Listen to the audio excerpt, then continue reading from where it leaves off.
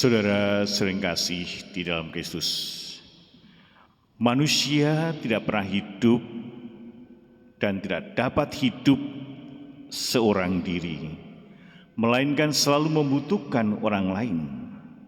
Itulah sebabnya mengapa manusia disebut sebagai makhluk sosial. Sebagai makhluk sosial, manusia hidup bersama dengan orang-orang lain dan membangun kelompok-kelompok atau membangun komunitas-komunitas di dalam hidup bersama itu. Supaya hidup bersama itu berjalan lancar, maka diperlukan hukum atau diperlukan sebuah aturan permainan di dalam hidup bersama. Itu terjadi di mana saja, bukan hanya di Indonesia, tapi di seluruh dunia terjadi seperti itu. Di mana ada satu komunitas, di mana ada hidup bersama, pasti akan muncul aturan-aturan yang mereka sepakati bersama-sama.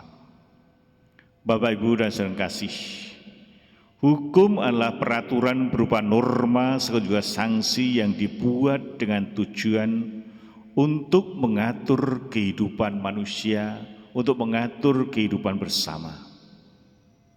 Hukum dibuat agar manusia mampu meraih kesejahteraan bersama. Tidak lagi mementingkan diri sendiri, tapi dengan aturan, dengan hukum itu, manusia diajak untuk melihat orang lain yang ada di sekitarnya. Hukum ada untuk menjaga ketertiban, tapi sekaligus untuk mencegah terjadinya kekacauan. Kalau hidup dalam hidup bersama tanpa aturan pasti akan kacau. Dalam hukum ada sejumlah aturan dan ketetapan yang harus ditaati secara bersama-sama. Itulah yang terjadi dalam hidup dari dulu hingga saat ini, bahkan sampai saat kapanpun. Bapak, Ibu, dan saudara kasih, apa yang menghalangi seseorang untuk berbuat baik di dalam hidup bersama itu sendiri? Ada faktor internal dan juga ada faktor eksternal.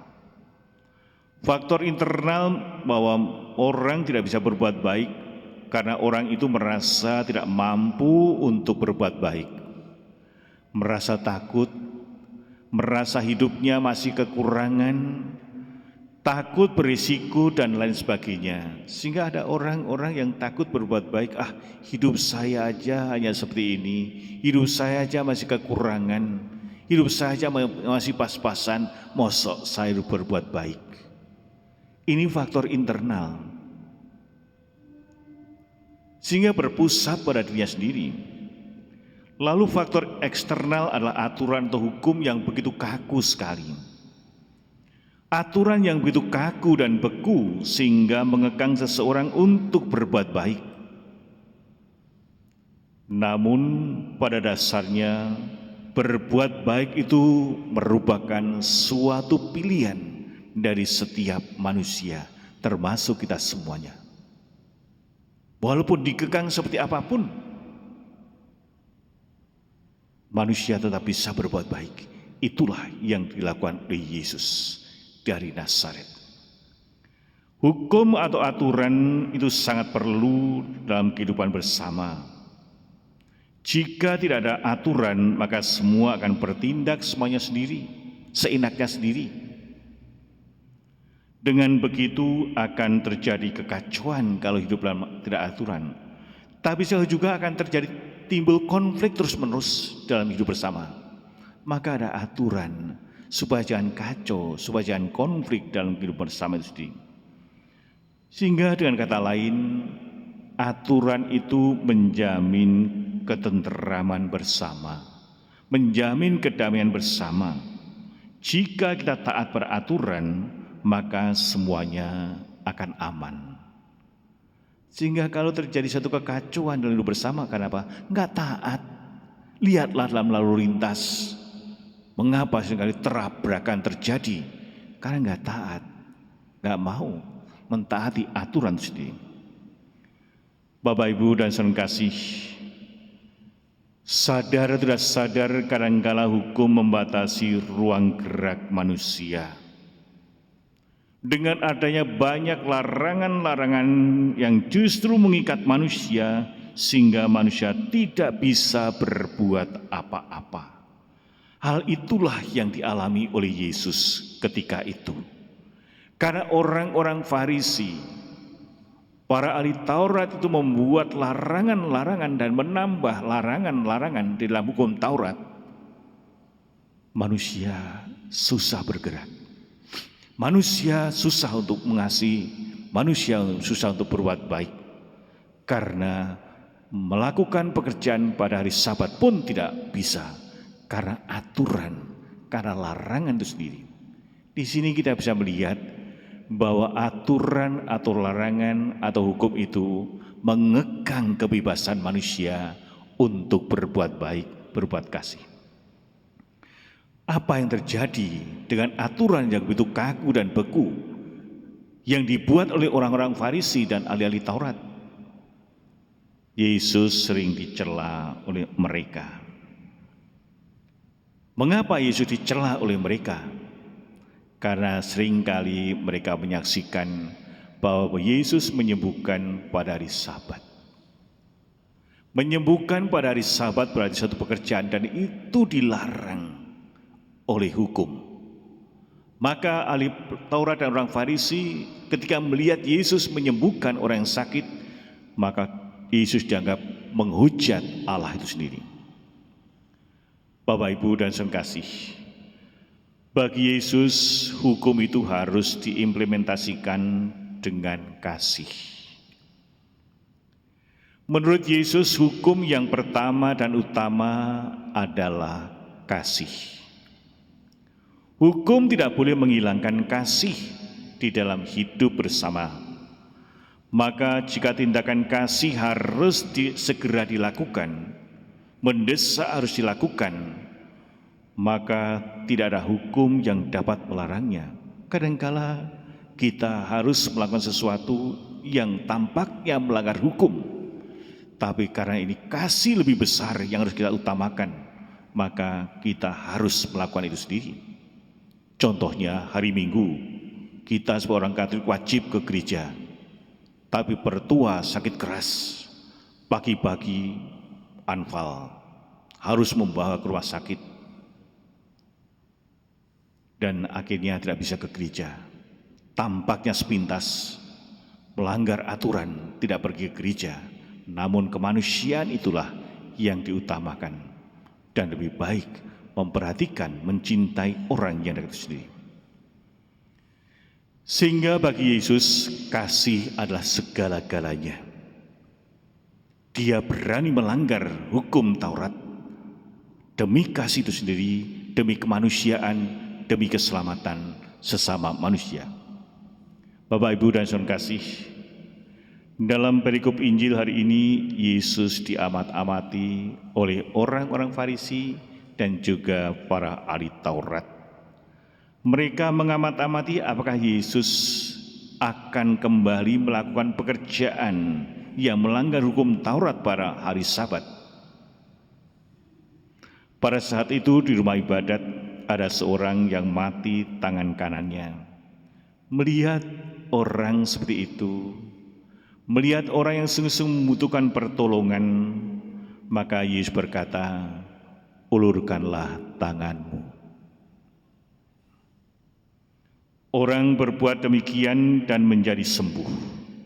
Ketika orang itu mengulurkan tangannya, ternyata dia menjadi sembuh. Apa reaksi para ahli Taurat dan orang Farisi?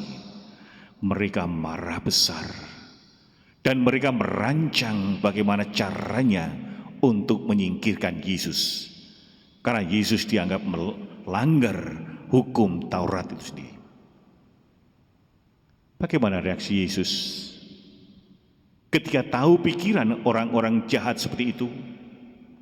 Lalu Yesus berkata pada ahli Taurat dan orang-orang Farisi, "Manakah yang diperbolehkan pada hari Sabat? Berbuat baik ataukah berbuat jahat? Menyelamatkan manusia atau membinasakannya?" Mereka terpukul, diam 1000 bahasa. Mereka tidak mampu menjawabnya. karena melihat orang yang tangannya mengalami sakit itu akhirnya sembuh. Sehingga orang-orang Farisi, ahli-ahli Taurat senantiasa mencari-cari kesalahan Yesus itu sendiri. Bapak, Ibu, dan saudara kasih, dari perikop ini kita belajar bahwa kita memiliki kewajiban dan kita harus mentaati aturan atau hukum di dalam hidup bersama itu sendiri. Tetapi hukum itu bukanlah segala-galanya. Semua hukum harus bermuara pada cinta kasih. Jika kita harus melanggar hukum demi menolong orang lain dan tidaklah menjadi masalah kalau itu demi keselamatan sesama manusia, maka marilah kita terus-menerus berbuat kasih. Tidak boleh berhenti berbuat kasih sampai kapanpun. Ada sebuah kisah, ada suatu perlombaan pada suatu hari. Sang orang yang mengadakan perlombaan itu berkata, siapa yang ikut berlomba ini nanti harus lari secepat-cepatnya. Lari, dan di sana itu ada sebuah keranjang dan ada buah-buahan yang sangat manis. Siapa yang bisa lari cepat sekali, dia bisa mengambil dan menikmati buah yang manis itu. Lalu ada 5 anak yang ikut berlomba. Tapi pemimpin lomba itu bingung ketika menyaksikan 5 anak ini tidak mau berlari, tapi justru bergandengan tangan sambil bernyanyi bersama-sama menuju keranjang itu. Lalu penyelenggara lomba bertanya, loh, aturannya kan harus lari, kenapa tidak lari? Kalian malah bergandengan tangan sambil bernyanyi. Mereka menjawab, apa artinya seseorang menang bahagia sendiri, tapi yang lain itu menderita? Ternyata bahwa dari antara 5 anak ini ada 1 anak yang cacat kakinya, tidak mungkin dia lari cepat. Disinilah kita bisa melihat 5 anak ini tampaknya melanggar aturan permainan, tetapi demi kebahagiaan sesamanya. Lalu penyelenggara lomba kagum dan terhiran-hiran terhadap pemikiran anak-anak yang masih sederhana dan polos. Mereka memikirkan kebahagiaan sesamanya. Temannya yang cacat gak mungkin akan lari cepat, maka lebih baik berjalan bersama-sama sambil bernyanyi, agar sampai di sana bersama-sama bisa menikmati buah-buah yang manis yang diselenggarakan. Inilah contoh yang kecil yang bisa kita renungkan bahwa bagaimana dalam hidup bersama itu kadang-kadang kita harus berani mengorbankan sesuatu demi kebahagiaan sesama.